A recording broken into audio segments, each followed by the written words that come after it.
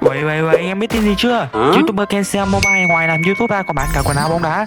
Nhưng em thấy trên màn ảnh đây là shop của mình. Ngoài ra mình còn gắn link shop ở phần mô tả của kênh cũng như là mô tả của video. Nếu anh em nào yêu quý mình thì hãy ủng hộ cho mình nhá. Cảm ơn anh em rất là nhiều. Chúc anh em xem clip thật vui vẻ. Hello, xin chào anh em nhé, lại là Kenseo đây.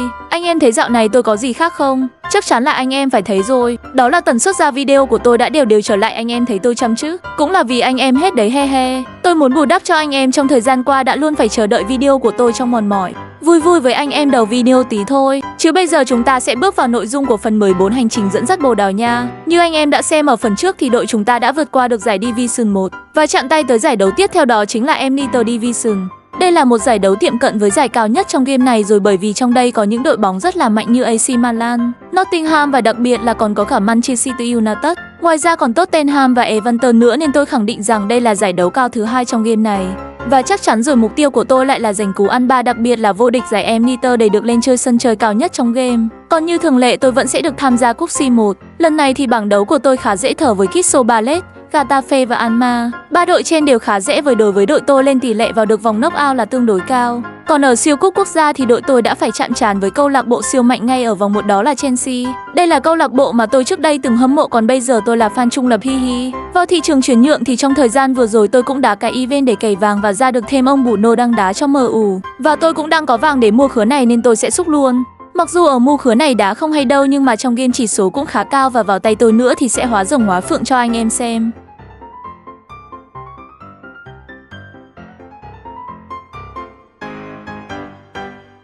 Sau khi mua con hàng bờ Juno này về thì tôi sẽ nâng cấp chiến thuật của mình lên cấp 2 để mở ra thêm được những chiến thuật mới. Và chiến thuật tôi hướng tới ở đây đó chính là sơ đồ 4-1-2-1-2. Đây là một sơ đồ mà tôi đã từng chơi qua và tôi thấy công thủ khá toàn diện, nhưng việc tấn công cánh sở trường của tôi thì lại hơi bị hạn chế một chút. Nhưng tôi thấy rằng rất nhiều cầu thủ Bồ Đào Nha đá ở vị trí tiền vệ phòng ngự, nên tôi nghĩ thử áp dụng chiến thuật này vào xem có hợp với đội hình Bồ Đào Nha này không. Sau khi mở được thêm chiến thuật thì nhiệm vụ tiếp theo của tôi đó chính là thanh lọc đội hình với quy mô lớn. Sau khi đã cảm thấy đội hình Bồ Đào Nha đủ dày dặn để chinh chiến ở các giải đấu thì tôi sẽ bán đi các con hàng nhập tịch của mình từ phẩm chất vàng cho đến phẩm chất xanh. Người đầu tiên phải ra đi đó là anh Jambo, đây là cầu thủ đã gắn bó với đội tôi ngay từ những thời gian đầu mới lập đội hình. Thực sự rất tiếc nhưng anh không phải người Bồ nên tôi đành phải cho anh ấy rời đi. Người thứ hai không ai khác chính là Frenkie de Jong. Tuy anh này đến với đội hình khá muộn nhưng đã để lại rất nhiều dấu ấn và kỷ niệm đẹp. Bán đi cũng rất tiếc nhưng không thể không bán được. Và người khiến tôi lưu luyến nhất trong những số ngoại binh này chính là siêu tiền đạo Morata. Người đã phá không biết bao nhiêu kỷ lục, đưa đội tôi lên đỉnh vinh quang không biết bao nhiêu lần, nhưng giờ tôi cũng phải ngậm ngùi bán anh ấy đi. Thực sự là một sự mất mát rất lớn và sự tiếc nuối không nỗi buồn nào có thể diễn tả nổi. Còn người cuối cùng không phải chính gốc Bồ Đào Nha, đó là Montiel, hậu vệ của Argentina. Cầu thủ này thì tôi không đánh giá cao lắm nên bán đi cũng không tiếc. Sau khi thanh lọc đội hình thì tôi vào phần dắt tin thấy tụt từ 81 xuống còn 80, giảm khá sâu ấy. Sau đó tôi sẽ vào áp dụng luôn chiến thuật 4-1-2-1-2 và những cầu thủ tốt nhất ở từng vị trí sở trường của họ để ra sân chiến đấu với West Ham ngay tại vòng 1 của giải Elite Division. Liệu đây sẽ là một trận đấu dễ dàng hay khó khăn đây, mọi người cùng đón xem nhé.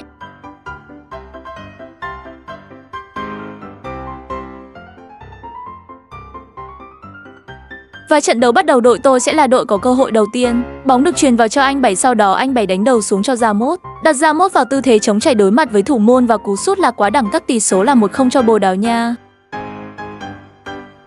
Trời, nhưng West Ham đã vùng lên mạnh mẽ và phút thứ 22 họ có một cơ hội rất ngon nhưng nhịp đẩy bóng cuối hơi dài, thật may mắn cho đội tôi. Sau đó thủ môn thực hiện một pha phản công nhanh. Bóng được phá lên cho anh Bảy đang băng xuống ở phía cánh trái.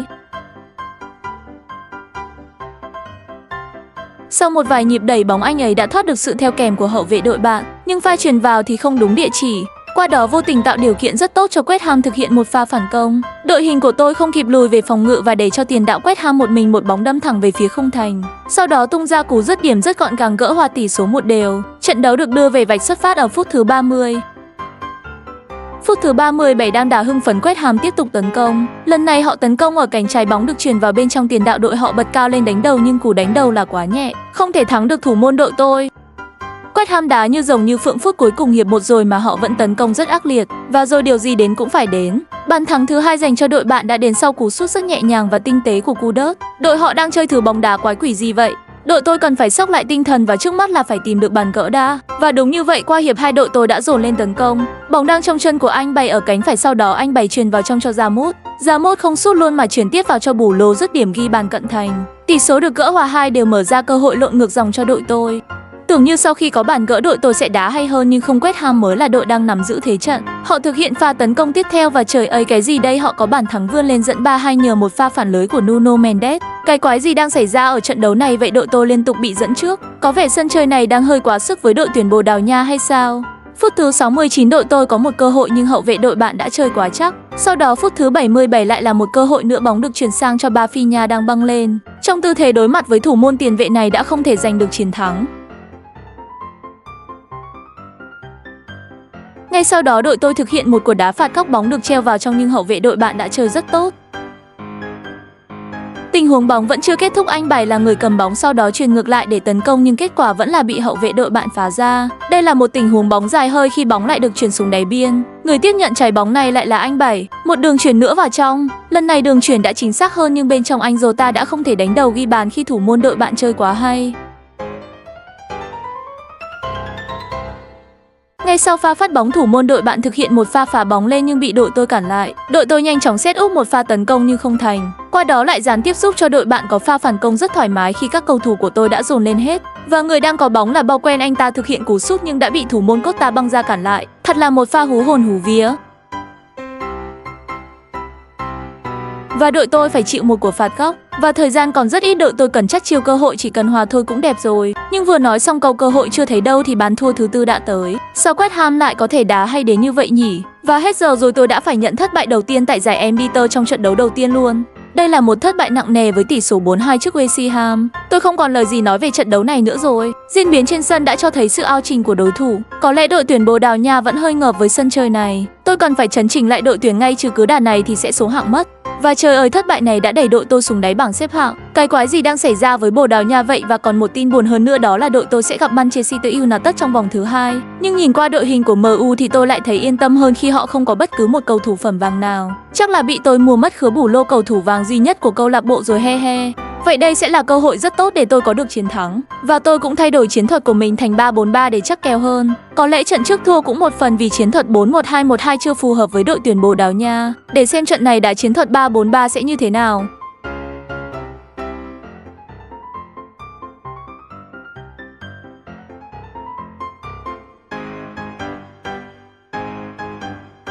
Trận đấu bắt đầu, đội tôi là đội sở hữu cơ hội đầu tiên. Đường chuyền xuống rất có ý đồ của anh Bảy, tiếc là hơi mạnh và bị thủ môn đội bạn bắt bài. Sau đó đội tôi tiếp tục tấn công bên cánh phải. Bóng được chuyền xuống cho Chin Sao ở cuối sân, sau đó anh ta lập tức đưa trái bóng vào trong. Nhưng thủ môn đội bạn lần nữa chơi rất tỉnh táo để ôm gọn trái bóng. Mu cũng đã có một vài pha tấn công đáng nguy hiểm. Ví dụ như pha này ở phút thứ 23, đường chuyền vào rất cong nhưng đã bị hậu vệ đội tôi phá ra. Tới phút thứ 33, bóng lại đang ở phía cánh phải của Chin Sao. Hậu vệ đội bạn chơi rất quyết liệt nhưng đã có pha khống chế bóng không tốt và phải chịu cuộc phạt góc. Người thực hiện cuộc phạt góc cho đội tôi đó là Goncalves. Anh ta có đường chuyền vào trong rất đẹp, bên trong Mendes bật cao lên đánh đầu nhưng bóng lại đi đúng vị trí thủ môn đội bạn. Tỷ số vẫn là không đều. Sang tới hiệp 2, phút thứ 50, người đang có bóng là anh Bảy. Và thật bất ngờ với một pha sút xa rất quyết đoán của anh Bảy đã giúp cho đội tuyển Bồ Đào Nha có bàn thắng vươn lên dẫn trước. Tỷ số là 1-0, giải tỏa áp lực từ đầu trận đến giờ. Sau khi nhận bàn thua, Mu đã vùng lên rất mạnh mẽ. Người đang cầm bóng là Dogu nhưng cú sút từ xa đã không thể làm khó thủ môn Costa của đội tôi. Tới phút thứ 86, người đang có bóng vẫn là anh Bảy. Lại là một pha sút xa nữa. Nhiều ớt ức của anh Bảy trước đây với Mu đã được dồn nén và xả ra trong cú sút này. Một cú sút như trời giáng khiến thủ môn ông Ha phải bó tay. Tỷ số được nâng lên là 2-0 và cũng gần như chắc chắn rằng đội tôi đã giành chiến thắng trong trận đấu này. Tới những giây phút bù giờ, Mu được hưởng thêm một quả đá phạt, nhưng cú đá phạt lại đi đúng vị trí thủ môn Costa. Và như vậy trận đấu kết thúc với tỷ số 2-0 dành cho Bồ Đào Nha. Này thì Mu với chúng tôi à. Như vậy đội tôi đã có 3 điểm đầu tiên tại giải đấu Elite này và vươn lên vị trí thứ 9 trên bảng xếp hạng. Chỉ kém tắp đầu một trận thắng và tôi tin rằng đội tôi sẽ đòi lại ngôi vương trong 2-3 vòng đấu tới. Sau đó tôi tiến vào vòng thi đấu thứ 3 gặp Nottingham. 3 câu lạc bộ đầu tiên đội tôi gặp ở giải đấu này đều đến từ nước Anh và cũng đều là những câu lạc bộ rất mạnh nên khó khăn là điều không thể tránh khỏi. Như thường lệ, đầu trận đội tôi bị ép sân và phút thứ 10 Nottingham đã tung ra cú sút nhưng may quá thủ môn Costa đã chơi tỉnh táo. Sau đó đội tôi phải chịu một cuộc phạt góc. Một đường chuyền vào rất đẹp của William. Bên trong tiền đạo của Nottingham đó là Chickwood bật cao lên đánh đầu ghi bàn mở tỷ số cho đội bạn. Một lần nữa tại giải đấu này đội tôi bị vươn lên dẫn trước. Liệu các cầu thủ của Bồ Đào Nha có lật ngược được thế cờ hay không? Sau khi nhận bàn thua, đội tôi đã lập tức vùng lên nhưng bàn thắng thì chưa thấy đâu thì tin buồn thứ 2 lập tức tới. Đó là anh Bảy bị phạm lỗi ác ý và chấn thương phải rời sân. Thế này thì còn ai gánh hàng công đây? Trời ơi, đen hết nói nổi. Sau đó đội tôi thực hiện quả đá phạt. Bruno phối hợp với các đồng đội để đưa bóng ra cánh trái cho Mendes. Anh ta liền thả quả bóng vào trong cho Rafinha. Tiền vệ này lập tức thực hiện một cú đá xoay người khiến thủ môn đội bạn bất ngờ không thể cản phá nổi. Tỷ số là 1-1, trận đấu đã được đưa về vạch xuất phát. Cơ hội còn rất nhiều.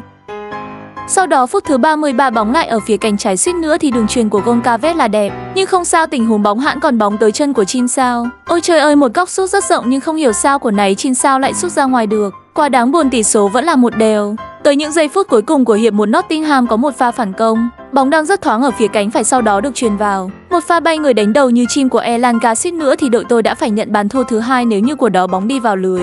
Và nội kinh hoàng của hiệp 1 chưa kết thúc với đội tôi khi đội bạn lại có pha tấn công tiếp theo. May mà hậu vệ đội tôi đã ngăn cản kịp thời.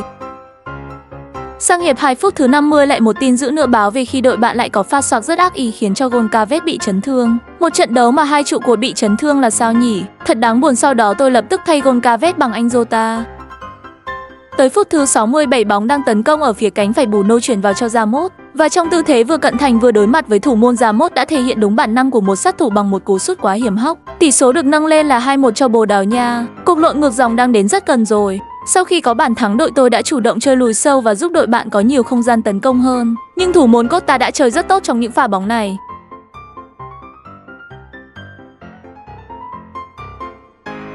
Và với sự xuất sắc của hàng hậu vệ cũng như là thủ môn thì đội tôi đã bảo toàn được tỷ số 2-1 cho đến cuối trận. Một trận đấu lộn ngược dòng quá bản lĩnh của các cầu thủ Bồ Đào Nha. Nhưng với phong độ này thì đội tuyển Bồ Đào Nha sẽ không thể bay cao được tại giải đấu. Vì vậy tôi còn rất nhiều điều phải làm với đội tuyển ngay bây giờ. Và qua trận thắng vừa rồi, đội tôi đã nhích lên được thêm 3 bậc tới vị trí thứ 6 có 6 điểm và chỉ thua đội top 1 có 1 điểm duy nhất thôi. Vì vậy trận thắng tới có thể sẽ giúp đội tôi vươn lên vị trí đầu bảng. Còn trời ơi cái gì đây, hai trụ cột chính bị chấn thương. Và thôi, với tình hình đội tuyển Bồ Đào Nha bây giờ tôi xin phép anh em dùng một chút gọi là búp bẩn anh em nhé. Đó là sử dụng cái chữa trị vàng để hồi phục ngay lại hai ông này, chứ thiếu anh Bảy với Goncalves thì khó mà đá nổi. Sau khi chữa trị cũng như hồi thể lực cho các cầu thủ thì tôi thay đổi một vài vị trí thích ứng để thích hợp với đội hình này. Sau đó bước vào trận đấu đầu tiên tại vòng bảng cúp C1 gặp Crystal Palace. Đây là một câu lạc bộ nữa đến từ nước Anh. 4 trận đầu là 4 ông tới từ giải Anh, không biết trận này sẽ là một trận đấu như thế nào đây.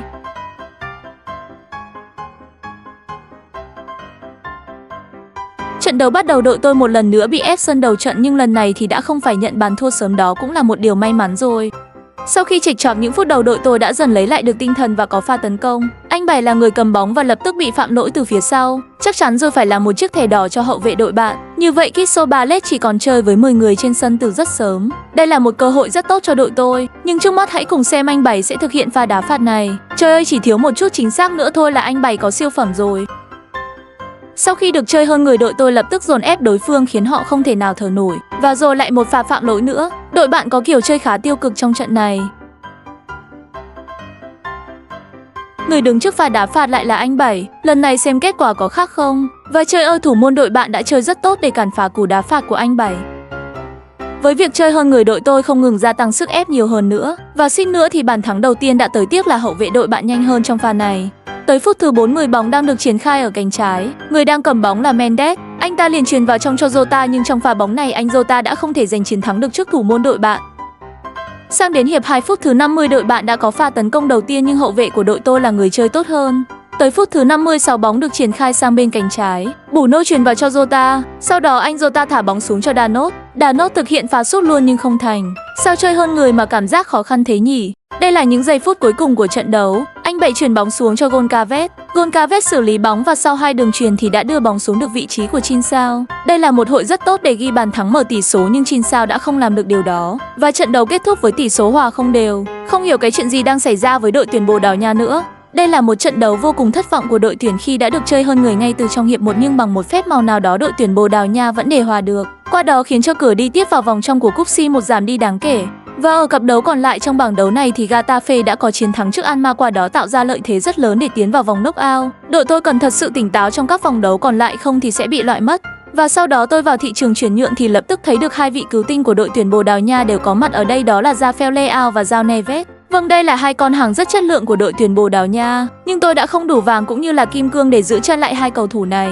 Vì vậy tôi chỉ giữ lại Leao thôi, vì tôi cảm thấy rằng hàng tiền đạo của Bồ Đào Nha đang gặp vấn đề nên tôi cần một tiền đạo hơn. Và giờ tôi sẽ đi đá các trận đấu khác kiếm vàng để mong sở hữu được layout. Sau đó tôi liền quay đội hình về sơ đồ quen thuộc, đó là 442. Đã thử nghiệm mấy sơ đồ kia đều không ổn anh em ạ. Vào vòng đấu thứ tư của giải Elite, đội tôi sẽ gặp Ajax, một câu lạc bộ cũng rất mạnh của Hà Lan. Tôi mong rằng đây là một chiến thắng để sốc lại được tinh thần cho các cầu thủ.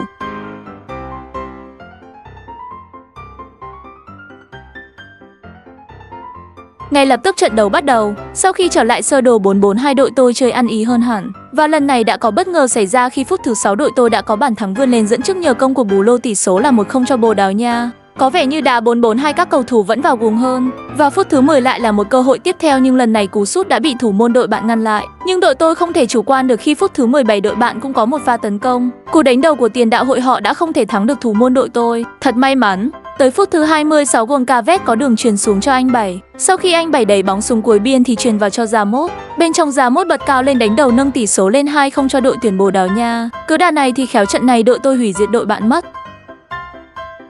Phút thứ 33, đội họ cũng đang tấn công ở cánh phải nhưng hậu vệ của đội tôi đã chơi tốt hơn để phá bóng. Nhìn chung những pha tấn công của đội bạn chưa có gì là nguy hiểm cả. Còn những pha tấn công của đội tôi thì luôn tạo ra những cơ hội ngon ăn nhất định. Như trong pha bóng này, nếu như Chin Sao sút may mắn hơn một chút thì tỷ số đã là 3-0 rồi. Tới những giây phút cuối cùng của hiệp 1, Ajax có một cơ hội nữa nhưng kết quả vẫn như vậy. Thủ môn của đội tôi vẫn chơi rất tốt để cản phá. Sang hiệp 2, Ajax lập tức có cơ hội đầu tiên. Cú sút này mà Costa vẫn đỡ được thì phải gọi là đẳng cấp. Sau đó đội tôi phải chịu của phạt góc. Đội bạn phối hợp bài bản để thực hiện pha đá phạt góc này. Nhưng một lần nữa Costa đã lên tiếng rõng rạc. MVP trận này tôi nghĩ lên để cho Costa là hợp lý. Sau những phút đầu hiệp 2 bị chèn ép thì đội tôi lấy lại được tinh thần và thực hiện pha tấn công. Và chỉ bằng một pha tấn công đơn giản người kết thúc là anh Bảy thì bàn thắng thứ 3 đã tới. Và như vậy kết thúc trận đấu, đội tôi bonus thêm cho họ một bàn nữa. Tổng tỷ số là 4-0.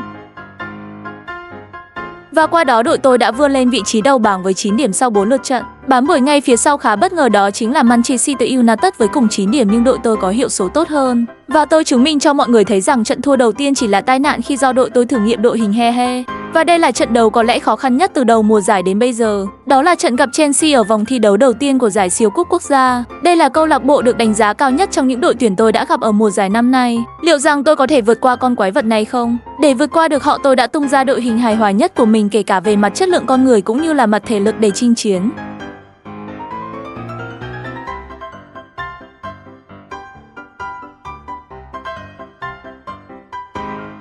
Trận đấu diễn ra khá tẻ nhạt khi đến phút thứ 18 mới có pha tấn công đầu tiên. Tiền đạo đội bạn đã tặng cho đội tôi một trái bóng và giúp cho đội tôi lập tức có một pha phản công nhanh. Nhưng hậu vệ đội bạn cũng chơi rất rắn khiến đội tôi bị chùn bước trong pha tấn công này. Phút thứ 30 đội tôi được hưởng một quả đá phạt ngay trước vòng 16m50. Người đá phạt là anh Bảy. Một cú sút lắc cầu bôn quá đẳng cấp từ vị trí của Ronaldo khiến thủ môn đội bạn bó tay. Cùng chiêm ngưỡng lại pha đá phạt này nhé. Tỷ số được mở 1-0 cho đội tuyển Bồ Đào Nha với khoảng khắc xuất thần của anh Bảy.